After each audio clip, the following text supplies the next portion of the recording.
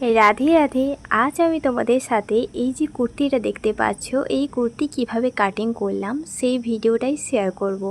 এই কুর্তিটা কিভাবে কাটিং করলাম সেটার একদম সহজ পদ্ধতিতে শেয়ার করব, যাতে যারা নতুন রয়েছে কুর্তি কাটিং ঠিকঠাক করতে পারছো না মাপ নিয়ে, তাদের জন্য পারফেক্ট একটা ভিডিও।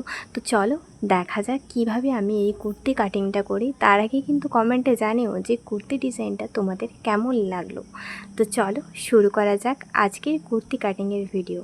এই যে এই কুর্তিটা আমি কুর্তির ফেব্রিক নিয়ে নিয়েছি, যেটা 8টা ফোল্ড আমি করে নিলাম, যেহেতু এখানে দুটো কুর্তি বানাবো সেজন্য।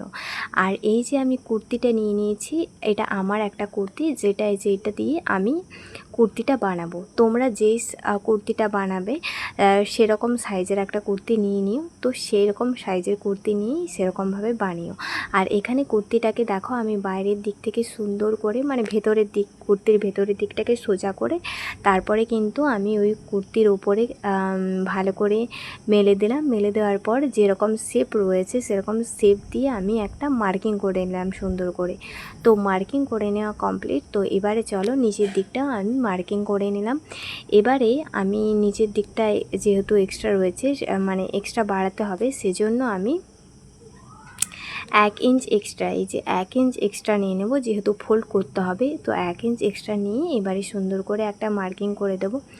তো কুর্তি ডিজাইনটা তোমাদের কেমন লাগলো জানিও, আর কেমন সহজ পদ্ধতিতে শেয়ার করলাম সেটাও জানিও।